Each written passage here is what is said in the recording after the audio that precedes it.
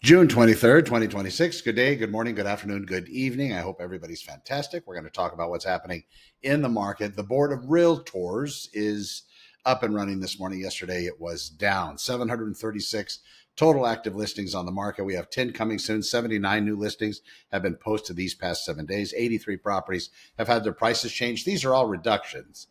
We have 11 properties that have fallen out of escrow. That number is actually eking down a little bit. So we're not seeing as many properties cancel and get back onto the market. But that is an opportunity for buyers. You go up first time, don't get your offer accepted because it was substandard, or they chose somebody else because of maybe some kind of a different offering. And then that property, watch it, make sure your agent keeps their eye on it like a good agent should. And then if in fact this property starts to teeter, falls out of escrow, then you step in and you're the savior for the seller. 26 days, 26 properties have gone active under contract. 47 properties have gone pending. 42 closed, 6 expired, 12 canceled. 12 have been put on hold and 5 have withdrawn. What does that mean? Well, the Santa Clarita market is moving in the residential buy realm, but it's not moving as fast as it typically would this time of year. And that happens to be because of the particular economy that's existing, the war, and the interest rates. Nothing really seems to be changing on that front, except not great news, but a little bit worse news as far as buyers go and the interest rates and as they're being increased. Now, I will tell you, purchasing real estate, if interest rates are pricing you beyond your capability to buy a house, then that's it. You have to wait until they come down. You have to wait until there's some adjustment somewhere, borrowing money, getting a raise, getting another job, all of these sorts of things. If you really want to buy real estate, of course, that's the truth. But if you're still qualified and you're buying, make sure you're buying not because you're hoping interest rates are going to come down at some point in the future. Whatever you're buying, if it's going to be using a 30-year fixed loan, which is a very typical type of loan, you want to stick with it and understand that that interest might stay where it is. If you're using an adjustable rate mortgage, people seem to be selling a lot of those now.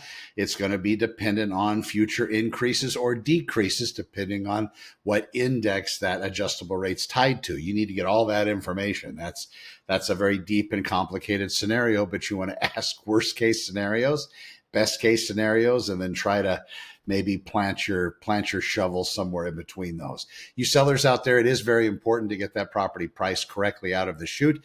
That future estimation of value at the 90-day realm is very, very a good indicator of where your value should be. So I wouldn't base it on today's value. I would look out 2 months, 2.5, 3 months, and see where that value happens to be, looking at the past trend. Whatever market you happen to be in, your agent should be able to work out those numbers, looking at how properties are trending over the last several months, and then plot that line and then map it out, and then be able to tell you, okay, 60 days, 90 days from now, this is potentially where that value is going to be. In some neighborhoods right now in Southern California, it might be increasing because that's the trend.